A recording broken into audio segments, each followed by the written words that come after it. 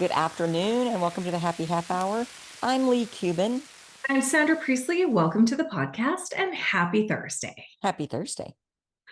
Today, Yes. I had such a lovely day of just spending time in the moment. Mm-hmm. Well, I came back and grabbed a mango, I think it's called mango chili ole, the mocktail. Mm-hmm. Very tasty. And I decided today that I would use these little butterfly shaped ice cubes. And I brought one little ice cube, but Super cute. it has quite a bit of detail on it. And my daughter bought this silicone thing. Mm-hmm. She said, "Isn't this cute?" And I thought, what a fucking waste of money. It was $4, it was on sale. And I thought, this is ridiculous. It is what is it? It's going to be one glass. And then in the moment, as I'm strolling around and appreciating, just even silence, appreciating the sun, I thought she was brilliant. For $4, I get butterfly ice cubes. Right. Yeah. Kind of crazy, huh? How fun. Mm-hmm. How quickly my But thoughts it's crazy how our brain just defaults to that. Yeah. Instead of going, oh, Right. What a butterfly waste. ice cubes? What if right. Exactly. It was $4. I mean, really. I go to the Abraham story of the butterflies. Yes. And so when I see butterflies, I always think about, oh, what's possible? Everything's possible. You need fly ice cubes now. So on my mind, I'm going, let's go to Amazon when we get done with this podcast and get a set. Yes, totally. For sure. Okay. Well, I am drinking a high noon tequila seltzer and it's blood orange flavor. Ooh, I bet that would be so good. It is so good. I didn't add anything to it, but it's so good. It's got an orange and there's something else under there. And I don't know what the blood part is, but it's good. It's like a deeper orange, almost. Maybe. Yeah, like a ruby red orange kind of. Yes. So tasty. I know. So I had an asshole moment this week that luckily was just with Paul. I love when you have them. You want to know why? Because I feel more human when I have more of them. We all have them. But it was such a learning moment for me because I was looking around the house and I think I'd gone into Lily's bathroom and it was a mess and there's shit on the bar and Paul is innocently standing there, probably cooking dinner. And I started having a meltdown. And it wasn't a huge meltdown. It was just, fuck, come on. Can you not pick your stuff up? Is it so hard to be a good roommate? And then I started giving examples to him because he was kind of okay, nodding his head,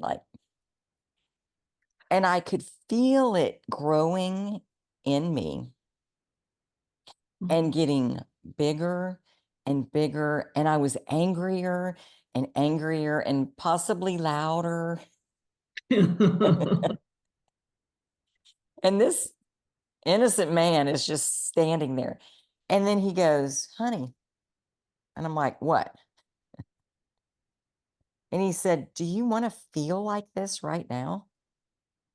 I think I would have said, do you want to move your ass, pick the shit up off the bar right now? I think I would have doubled down, but you seem to be going in a better direction than me. No, it felt like he slapped me, but not in a mean way, but in it shook me way. It literally made me go, because I was recognizing that it was building. And Mhm. that I started off this angry and now I was this angry. Right. And she's just sitting on her ass out on the porch watching TV. Oh gosh. And so I wanted to go out there and give it to her. Right. But then I thought, I was just talking about it and I got really angry. If I go spew that at her, you think she's going to go, "Oh, I'm sorry. Let me go clean it up." Right. And she would have come back at me and I would have gone, I mean, it would have been a disaster. Well, and when emotions are high, intelligence is low. Correct. But luckily, Yeah. Paul was in there to like diffuse it for a minute because I Mhm. thought I've got to talk to her because this is stupid, ridiculous. And I'm going, how do I deal with this as a grown up? Like, what is the right thing where she's going to respond? She's going to hear me. And so I just went outside and sat down on the chair. She's on the couch. And I said, I need to talk to you. I said, I'm getting resentful. Mhm. And that was enough to like bring it down because then I wasn't yelling. But I mean, even for her, she could hear that over, why the fuck can't you pick up your shit? Yeah. And, I told her, I'm like, this is what I need. This is what I need from you. And you have time. Like you work 20 hours a week. You're not in school. You got time. So maybe you can put that into your schedule. It wasn't like that. We had a nice little conversation. She was slightly annoyed, but she didn't lash out and she wasn't disrespectful and she didn't say anything. And I got to let her know how I was feeling. And I felt like it's important for her to know. If I'm getting resentful, she needs to know because I don't need her making up another story.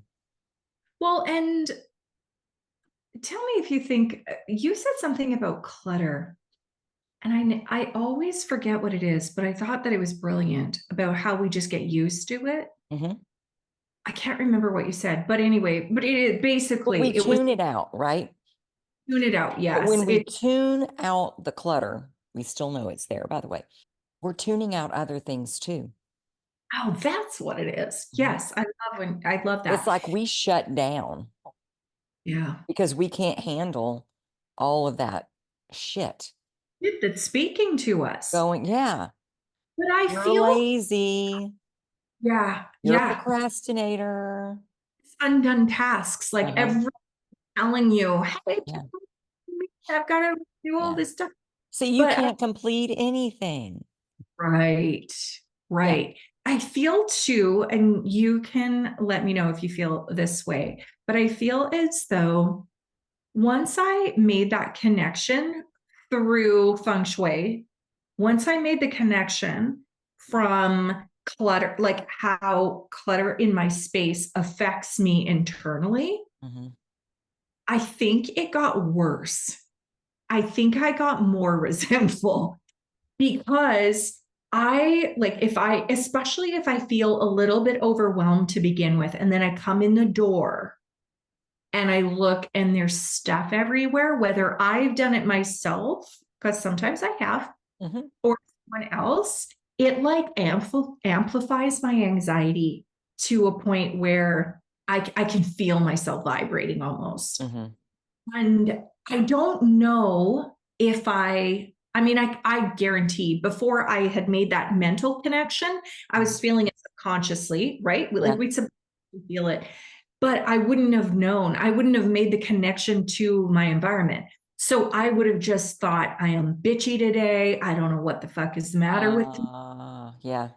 But now it's like, I feel like shit. And then I look around and go, oh, well, why don't we start with cleaning this crap up? Yeah. It will take us 10 minutes.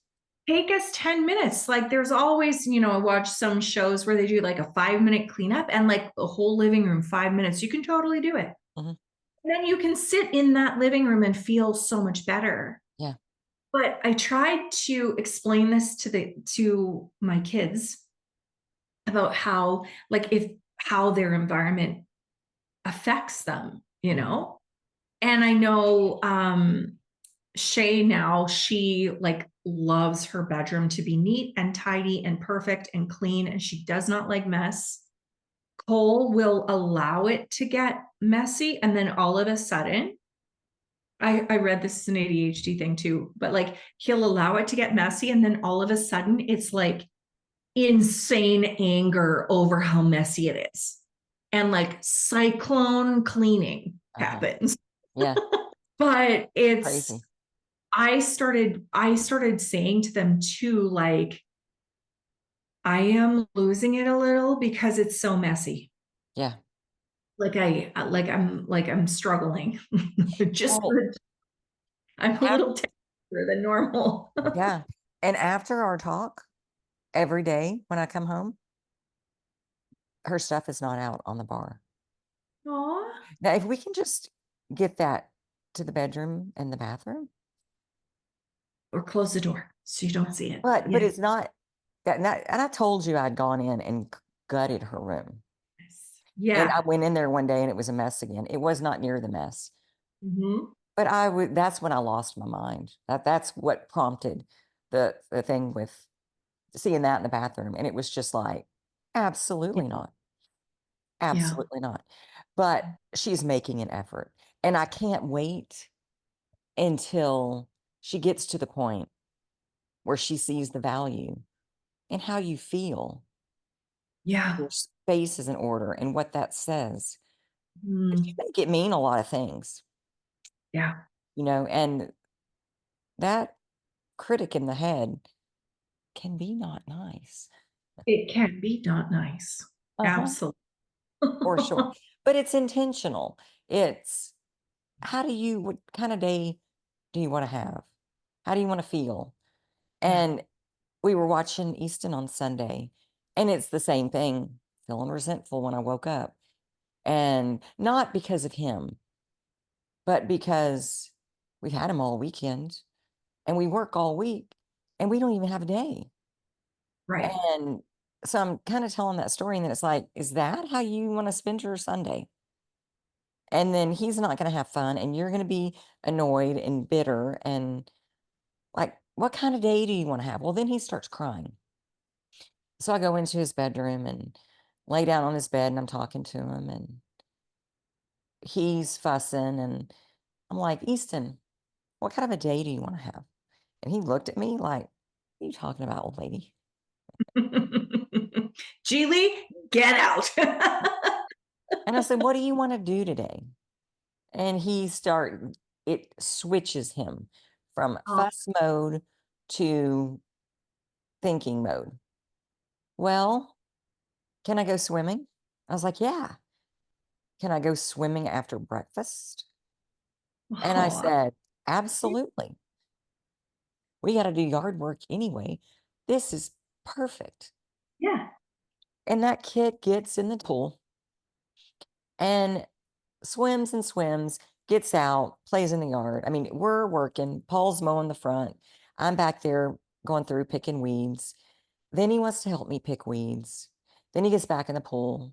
And then I'm noticing all of these sticks in the rock beds, like from the trees that had just broken off. And I said, Easton, do you want to have a stick picking up contest? Contest? Yeah. That child ran all over the yard. I would find like pockets of them. I'd be like, look over there. And I'm picking weeds and then just picking up a few sticks. And he's in a contest with himself. He thinks Yeah. that I'm in it with him. I'm And there you are with it. fucking shit, by the way. It was amazing. It was 2 or 3 hours out in the yard with him laughing and focused, and then to the tub, and then to lunch and a nap. and then to playing out in the rain, and then to science experiments. I mean, we got the house clean, we got the yard done. I mean, we were so productive, and he was so helpful. And he had a blast, I'm Oh, sure. he had a blast. He had Yeah. we had the best day. And I thought, I could have been resentful walking into the room of a crying 4-year-old and went, well, this is going to be a shit show of a day. And it could have been an awful day for all of us. Yeah. I could have not gotten anything done. And then I would have blamed him or Lily because I can't even clean my house. I can't even do yard work. And I thought, oh, that's why being deliberate when our feet hit the floor is the most important thing. You know, I feel as though I have been receiving the same message this entire week through my clients, Mm-hmm. through random meetings, Yeah. through podcasts I'm listening to. It's like it is very much coming through the same message. I was listening to a podcast. I didn't sleep well last night, so I went back to bed and I just turned this podcast on and went to sleep this morning. And Cam had gone to a workout and he'd gone to the butcher. And he came back and he said, you know, I was at the butcher, and do you remember this man that I used to work with? Yeah. He's 67 years old. And he said, I was all excited to see him. I said, hey, how are you doing, Ron? And he started to tell him this story of how he has been in this last year. So he was, I think, at the lake, went to pee and peed pure blood, just like that. Healthy, not healthy. He has a huge cyst by his bladder. They found cancer on his nose. They had to like do a lot of reconstructive surgery, take a part of his ear and place it on his nose. He has a tumor on his adrenal glands, a tumor on something else, I think several tumors, this one huge cyst, cancer that they've removed, and he's 67. And Cam said, you know, this is not much older than us. Mm-hmm. And it just is like, why do we focus on stupid shit? Mm-hmm. Like, stupid shit. Oh my God, there's clothes on the bathroom floor. Right. Life is short, and we spend so much time in our heads focusing on stuff that does not matter. Yeah. Distractions. My client was saying the same thing. She said, you know, she was thinking about her aunt. Her aunt had a stroke through COVID, and she was throwing these tiny little clots that whole, and of course, visit her because it was 2020. Like, oh, oh my gosh, she's struggling to speak. And so she had this cancer that is in remission now, but they're telling her it will come back. And so she's just living life to the fullest. And what she said to her was, the majority of the things that I was worried about, like, do not matter at all. No. And now she just goes through life and she only worries about the things that actually fucking matter. Yeah. Which is shockingly way less than you'd think.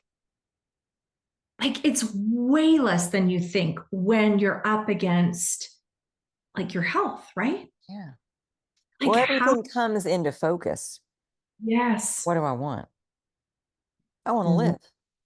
How do I want to spend however long I have. And I mean, could be 25 years, could be 45 years, could never come back. Like, you just don't know. And But here's the thing. None of us know when it's our turn. Yet exactly. we live like we're going to live forever. Right. Right. We do. Instead of, what if today's my last day? Yeah. How do I want to spend it? What do I want to be Right. focused on? Who do I want to be with? Mhm. What do I want to experience? Yeah. That's how we need to be living, loving our neighbors, being nice to Yeah. people that might not look like us or we might have differences with, or we might have opposite opinions. There's still commonality. And you know how we go out of our way sometimes to like almost I think it's protection, but it's also like what's the word? I want to say self-sacrificing, but it's not self-sabotaging. We Okay. almost sabotage ourselves because we, let's say we know that a friend of ours is posting some stuff on her page about how she went on a trip and we didn't get to go. So we're upset by the pictures, but we go seek the pictures out. You know what I mean?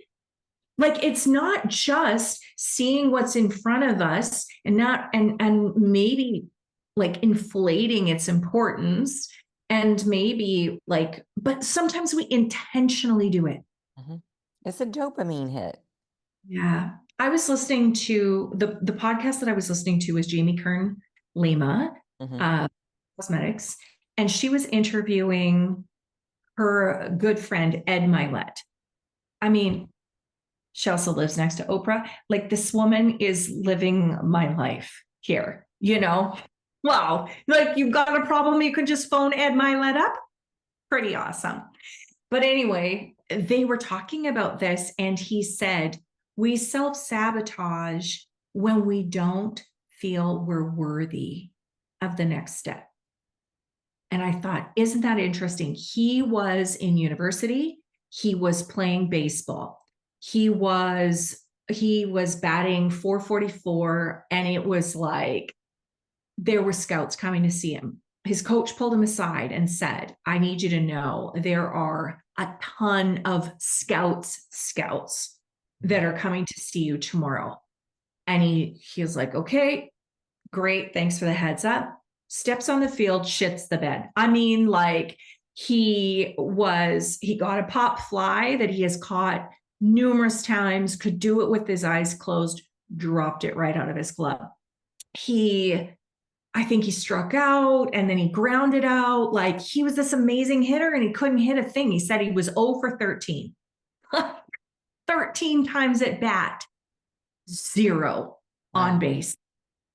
And he said his dad and like everyone was there, and all of a sudden he turned to look and he saw the backs of all of these scouts. They were all leaving because they had come to watch him and they didn't need to see more. And he thought, my life is just now over. Mm. What just happened? And it was like he couldn't stop it, like it was just like a ball that was just gaining speed going down a hill. Uh-huh. His dad felt so bad for him, and he just said, at the end of the day, that wasn't meant to be my life because I didn't believe I was worthy of achieving it. Yeah. What did he You do know, with his life? I mean, now he's a performance and life coach for presidents of all over the world. I mean, like, he's an author, he's a bestseller, he's, And friends with. what did that lesson give him?